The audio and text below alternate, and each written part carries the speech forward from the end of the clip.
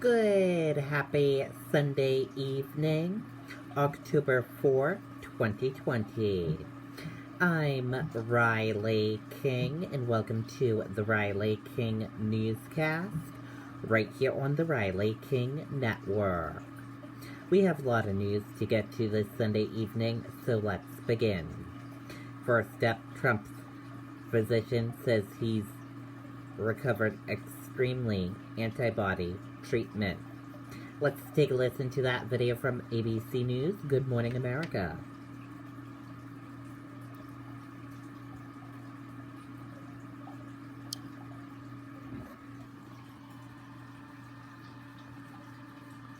We're looking at Walter Reed Medical Center in Bethesda, where President Trump is waking up this morning and being treated after testing positive for COVID-19. The White House saying the president will be working from the presidential offices at the medical center for the next few days out of an abundance of caution. The president's physician saying he's received the drug remdesivir along with an experimental antibody treatment as a precautionary measure, and that he remains fatigued but in good spirits. ABC's Cecilia Vega joins us from Bethesda, Maryland with more. Good morning to you, Cecilia. Eva, good morning again. You know, the doctor also says that President Trump is resting comfortably, but he's going to be here for the next few days. This was a remarkable sight yesterday when we saw President Trump leave the residence of the White House to board Marine One. He was wearing that mask. So we know now that he's experiencing, as you said, some mild symptoms. He's got a fever, he's got a cough, fatigue, chills. Of course, he is being monitored here at Walter Reed by some of the very best experts in the world. He, as you mentioned, received that dose of remdesivir. That's the drug that is supposed to help shorten a hospital stay. He's also doing that experimental antibody cocktail. He tweeted overnight that things are going well. But, you know, the big question right now, guys, is whether that Rose Garden event where he announced his Supreme Court pick last Saturday ended up being a super spreader event. 7 people we now know who were in attendance at that event have since confirmed positive, including, we just learned overnight, his former advisor, his top aide, Kellyanne Conway. She says she's experiencing mild symptoms. But in addition to that, we've got 2 Republican senators, the one from North Carolina, Tom Tillis, and Utah's Mike Lee. In addition to that, guys, we're also seeing the number of people in the president's inner circle grow who've now tested positive. You remember Hope Hicks. We're now learning that the campaign manager has tested positive. Also, the head of the Republican Party, she has tested positive. Guys, this could potentially be a devastating blow as we, again, are just 31 days out from this election. Timing is incredible. Cecilia, thank you so much. Okay, and there you go on that video and that report. And today, his doctor did a press briefing today, and here is what the update was today. Doctors say President Trump's blood oxygen level dropped twice recently, but he continues to improve. Here is the latest. Dr. Sean Connolly offered new details Sunday about President Donald Trump's condition before he was hospitalized, saying the president had a high fever and a blood oxygen level below 94% before being taken to Walter Reed Medical Center. Dr. Brian, a doctor with Trump's medical team, said he could be discharged from Walter Reed as soon as Monday. A statement by Connolly on Saturday night gave an update on the president's treatment and recovery, noting Trump is continuing remdesivir treatment. Trump released a 4-minute video statement on Saturday evening discussing his health and what's ahead. On Saturday, Mark Meadows, Trump's chief of staff, told reporters outside the hospital we're still not on a clear path yet to a full recovery. Also, President Donald Trump's blood oxygen level dropped suddenly twice in recent days, but he has continued to improve since then, the White House physician said Sunday, adding a new layer of confusion to the president's fight with COVID-19, even while suggestions he could be discharged from the hospital as early as Monday.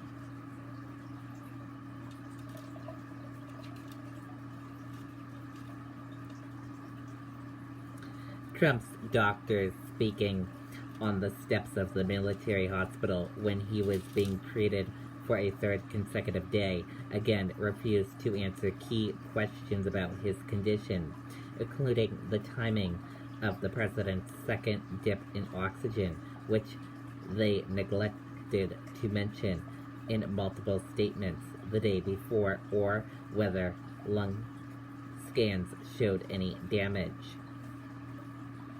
Pressed about the conflicting information he and the White House released the previous day, Navy Commander Dr. Sean Conley acknowledged that he had tried to present a rosy description of the president's condition. The briefing lasted just 10 minutes.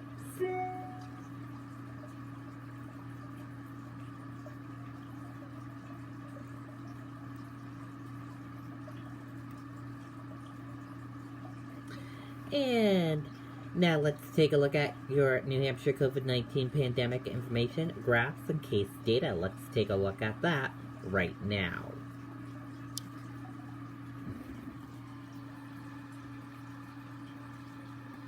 And here is a look at that information for all of you right now. There are 8,597 number of people in New Hampshire have tested positive for COVID-19. 7,383,243 number of people in the United States have tested positive. 442 number of deaths from COVID-19 in New Hampshire. 743 number of people have been hospitalized with COVID-19 in New Hampshire, and 209,399 number of deaths from COVID-19 in the United States. And let's take a look at this map of New Hampshire where current cases of COVID-19 are. Manchester, 81. Let's take a look at this map of New Hampshire where total cases of COVID-19 are. Manchester, 2138.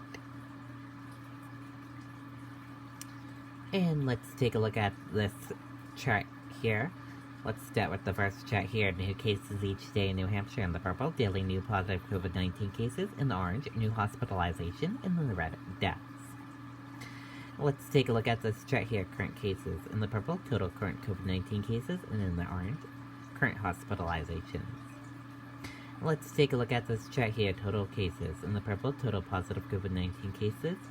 In the orange, total hospitalization. Red, death. And blue, recovered.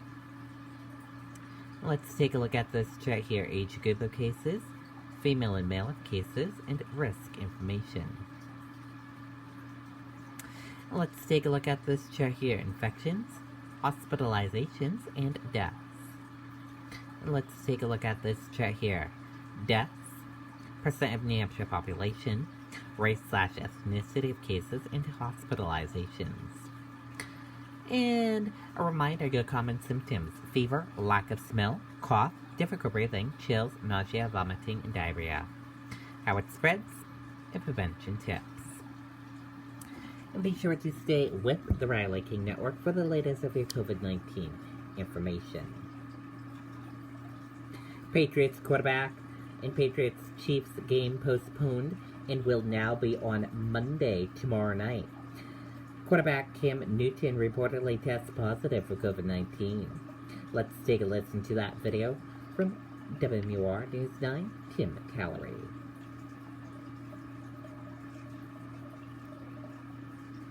Meet Glowforge, the 3D laser printer.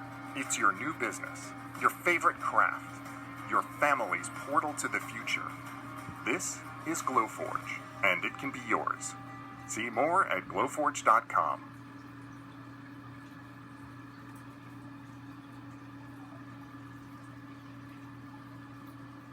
Patriots quarterback Cam Newton was officially added to the COVID-19 reserve list Saturday night. Fans visiting Gillette Stadium say the news was hard to hear. It was devastating.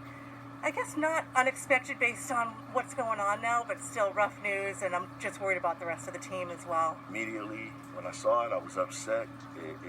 It's a sad thing. I hope this doesn't happen to a lot of other players. It really touched home because Cam, I'm rooting for him. It's something the whole league has to deal with, and every team has to be safe and be careful. So I think he'll overcome it. The NFL Network is reporting that a quarterback on Kansas City's practice squad has also tested positive for COVID-19. They could be more in the bubble like the NHL was. I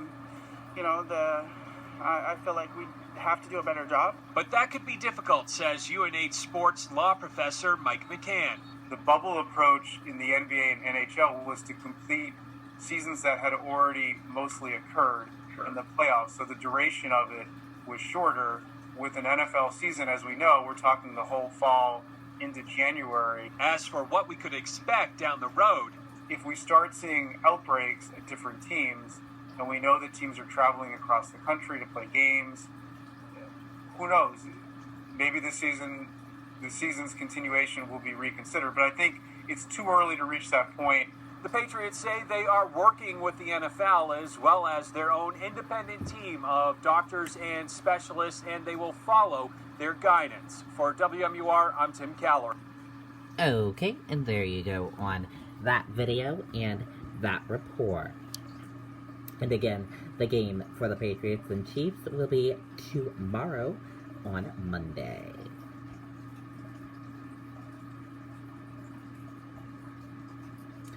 With New Hampshire ski season around the corner, areas prepare to implement social distancing and crowd control. Let's take a listen to that video from WMUR News 9, Siobhan Lopez.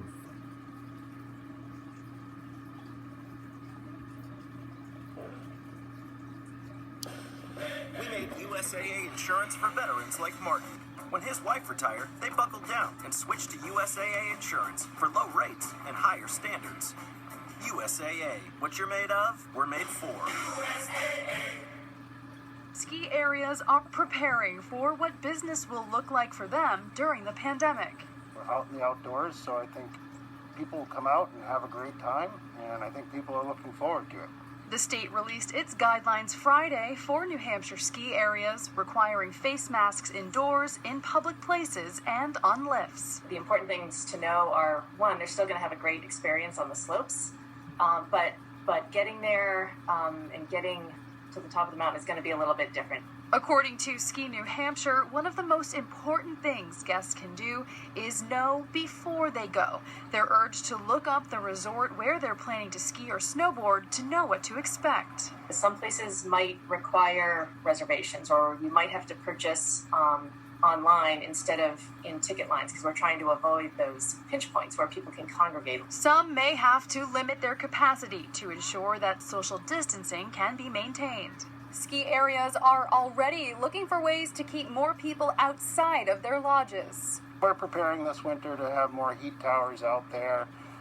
We have some for our restaurant that we did all summer long for evenings, but we're actually just purchased some more. McIntyre Ski Area in Manchester also plans to have fire pits going outside. Ski New Hampshire encourages people to hit the slopes midweek if possible. I know a lot of people are working from home remotely, doing school remotely, and if they can get out on a Tuesday, Wednesday, or Thursday, for example, that could actually make for a better experience overall and not have to worry about the crowds so much. In Manchester, Siobhan Lopez, WMUR News 9. Okay, and there you go on that video and that report. Ski season right around the corner. And thank you for joining us for this Sunday evening edition of the Riley King Newscast right here on the Riley King Network. Have a great rest of your Sunday evening, and I'll see you back here tomorrow for another newscast. Good night and goodbye, everyone. I'll have a news report coming up in a little bit.